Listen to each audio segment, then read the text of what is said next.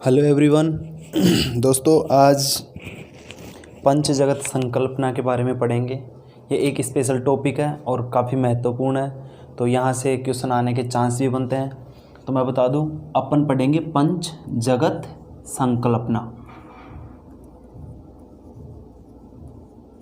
पंच जगत संकल्पना के बारे में पढ़ेंगे, तो ध्यान से देखना, वीडियो को एंड तक देखना ताकि आपको कुछ चीज़ें समझ में आए। आप लोग क्या करते हो, वीडियो को स्टार्ट करते हो, 1 मिनट का देखते हो और छोड़कर भाग जाते हो, आपको कुछ भी समझ में नहीं आता।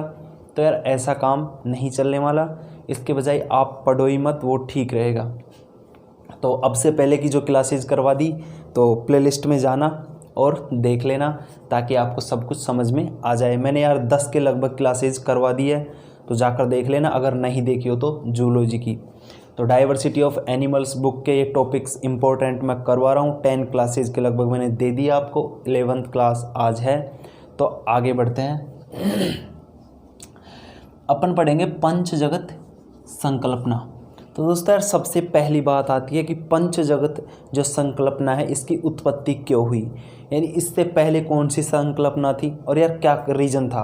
तो मैं आपको बता दूं कि यार जो द्विजगतीय संकल्प वर्गीकरण जो पद्धति थी, यानी संकल्पना भी बोल सकते हो, वर्गीकरण की जो पद्धति थी, जो द्विजगतीय वर्गीकरण पद्धति थी, वो जीवों के उनके बारे में कुछ ऐसे क्वेश्चंस खड़े कर दिए और वैज्ञानिकों ने कि उनका जवाब नहीं दे सकी। कौन सी? द्विजगतीय वर्गीकरण पद्धति, कि उनके बारे में उनकी विशेषता या उनका वर्गीकरण या उनमें कुछ कमियां रह गई थी जिनको ये पूरी नहीं कर सकी। तो यार उसको लेकर थोड़ा गला खराब है तो आप एडजस्ट करना। रॉबर्ट एच विटेकर, एक प्रसिद्ध वैज्ञानिक साइंटिस्ट रॉबर्ट एच विटेकर, इन्होंने पंच जगत जो संकल्पना है उसको दिया है। तो इन्होंने यार इसकी उत्पत्ति की, पंच जगत संकल्पना की। तो यार मैं बताऊंगा कि पंच जगत संकल्पना में कौन कौन आते हैं। अब सबसे पहले बात करें कि यार ऐसे कौन से 3 लक्षण थे या कौन से लक्षण थे जिनकी वजह से पंच जगत संकल्पना की उत्पत्ति हुई या उनके आधार पर वर्गीकरण किया, जीवों का वर्गीकरण उनके आधार पर किया। तो पहली है ये निम्न लक्षण थे जिनसे 5 जो जगत है उसका उदय हुआ, यानी उसका जन्म हुआ इन 3 लक्षणों के आधार पर। तो पहला है कोशिका की संरचना, यानी कोशिका की संरचना कैसी है इसके आधार पर जीवों का वर्गीकरण किया गया।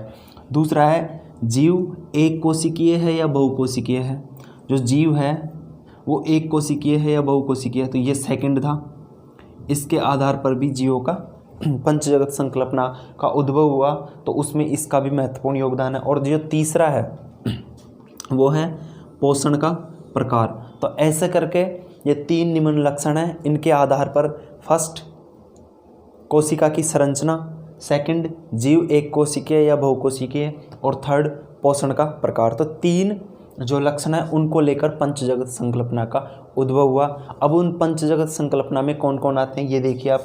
तो पहला वर्गीकरण माना जाता है, सबसे पुराना जो संघ है वो है मोनेरा, दूसरा है प्रोटिस्टा, तीसरा है फंजाई, चौथा है प्लांटी, और जो 5वां है एनीमेलिया।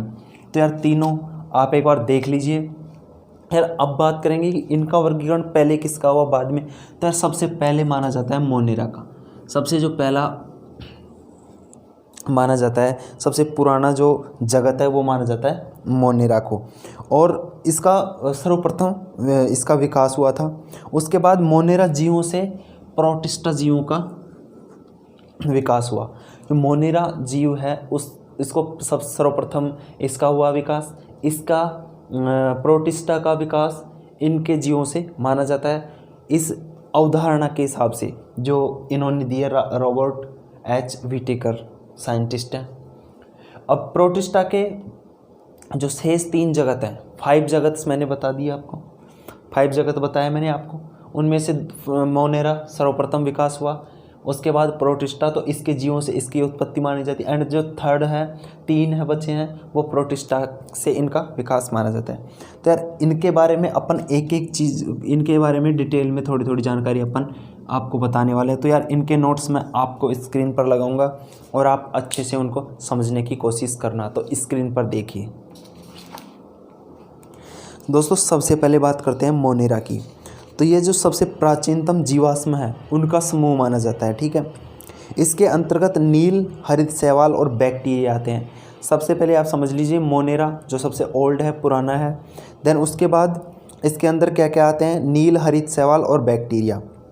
इन जीवों की जो कोशिकाएं वो एसिम केंद्रीय होती है, ठीक है। और इनमें केंद्रक, काला, माइटोकॉन्ड्रिया और प्लाज्मिडम अनुपस्थित, यानी इसके अंदर माइटोकॉन्ड्रिया नहीं होता, केंद्र कला नहीं होता और प्लाज्मिडम नहीं होता। मोनेरा जगत के जो प्राणी हैं, जीवाश्म, इनको सबसे पुराना तो आप समझ लीजिए इनके अंदर क्या क्या नहीं होता, माइटोकॉन्ड्रिया, प्लाज्मिडम और केंद्र कला, ठीक है। डीएनए के साथ प्रोटीन नहीं होता, तो इनमें डीएनए के साथ में प्रोटीन नहीं होता है, ठीक है। कोशिका भित्ति पॉलीसेकेराइड और पेप्टाइड की बनी होती है। कोशिका भित्ति किसकी बनी होती है, पॉलीसेकेराइड और पेप्टाइड की बनी होती है, ठीक है। तो फ्रेंड्स आप समझ सकते हो कि मोनेरा जगत की जो इम्पोर्टेंट विशेषता है ना, वो आपको मैंने स्क्रीन पर लगा दी। और पोषण, जो इसका पोषण होता है तो वो किसके द्वारा होता है, प्रकाश संश्लेषण अथवा अवशोषण द्वारा। अब इसके उदाहरण ले लीजिए, तो उदाहरण में आ गया माइक्रोप्लाज्मा और जीवाणु, नील, हरित शैवाल।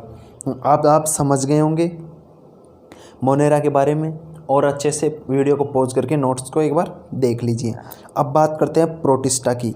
तो प्रोटिस्टा जो जीव है वो एक कोशिकीय तथा समकेंद्रीय होते हैं। केंद्र तथा कोशिका अंगक पाए जाते हैं, इसमें केंद्र भी पाया जाता है और कोशिका की जो अंग है वो भी पाए जाते हैं। कक्षा जो क्या होते हैं, अनुपस्थित होते हैं, ठीक है। और उपस्थित हो तो 9+2 व्यवस्था प्रदर्शित करते हैं। अब इनका जो पोषण है वो प्रकाश संश्लेषण द्वारा और अवशोषण द्वारा होता है। प्रोटिस्टा का जन्म किन के जीवों द्वारा माना जाता है, मोनेरा के जीवों द्वारा। अब बात करते हैं ये प्रजनन होता है इनका, तो किस प्रकार का होता है, अलैंगिक एवं लैंगिक, ठीक है। प्रोटिस्टा को प्रोटोजोआ एक कोशिकीय शैवाल में वर्गीकृत किया गया है। जो प्रोटिस्टा है उसको प्रोटोजोआ एवं एक कोशिकीय शैवाल में वर्गीकृत किया गया है।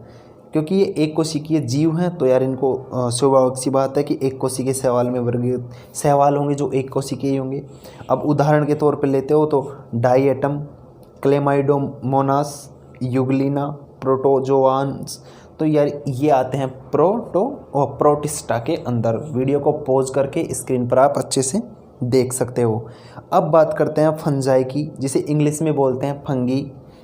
तो ये अधिकांशतः अचल होते हैं। ये अचल यानी ये चल नहीं, अचल एक जगह स्थिर, ठीक है। ये बहुकोशिकीय परंतु कोशिकीय बहुकेंद्रीय होती है। मतलब इनका जो है तो इनमें कोशिका तो अनेक यानी बहुकोशिकीय है, बट इनकी जो कोशिका परंतु कोशिकाएं क्या होती है, बहुकेंद्रीय की होती है। इनकी कोशिका के चारों ओर एक दृढ़ कोशिका भित्ति भी पाई जाती है। किसके अंदर, फंगी, शैवाल, फंजाई, नॉट शैवाल नहीं, फंजाई, जिसे इंग्लिश में फंगी बोलते हैं, ठीक है। इनमें हरित लवक या प्लाज्मिडम का अभाव, यानी हरित लवक नहीं पाए जाते और ना ही प्लाज्मिडम पाया जाता है। अतः पोषण अवशोषण द्वारा होता है, अवशोषण करके ये पोषण करते हैं। इनमें कवक जाल पाया जाता है और प्रजनन लैंगिक एवं अलैंगिक प्रकार का होता है। उदाहरण के तौर पर आप ले सकते हो लाइकेन, रस्ट, स्मट। तो यार आप 3 जो समूह हैं उनको आप समझ गए होंगे। चौथा आता है प्लांटी। तो ये बहुकोशिकीय व यूरियोटिक होते हैं। प्लाज्मिड पाए जाते हैं। पोषण और प्रकाश संश्लेषण द्वारा होता है। पोषण कैसे होता है, प्रकाश संश्लेषण के द्वारा होता है। और इस जगत के जीवों में गमन नहीं पाया जाता। जड़ या स्ताप, नांग या अन्य स्त्रीकण के अंग पाए जाते हैं। प्रजनन अलैंगिक एवं लैंगिक प्रकार का होता है। तो उदाहरण के तौर पे आप ले सकते हो यार बहुकोशिकीय शैवाल, ब्रायोफाइटा, फर्न, अनावर्ती बीजी और आवर्ती बीजों के पादप।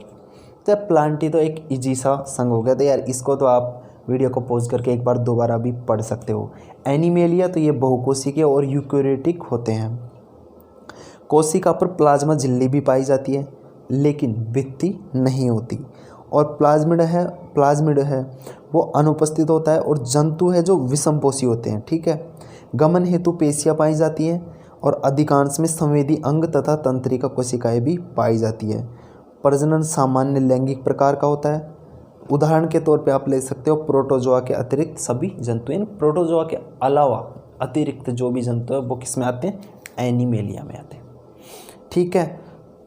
तो यार मैं उम्मीद करता हूँ कि आपको मैंने पांचों जगत ये बता दिए, और द्विजगतीय वर्गीकरण पद्धति की कुछ कमियां रह गई थी, उसकी वजह से पंच जगत का उदय हुआ। किसने किया, रॉबर्ट एच व्हिटेकर ने। पंच जगत का नाम मैंने बता दिया, इनके बारे में डिटेल में आपको बता दिया। अगर समझ में नहीं आया तो यार वीडियो को दोबारा देख लीजिए, और पिछली क्लास नहीं देखी तो ज़रूर से देखना। वीडियो को लाइक करना और अपने क्लासमेट और दोस्तों को शेयर करना। मिलते हैं अगली वीडियो में, तब तक के लिए जय हिंद, वंदे मातरम।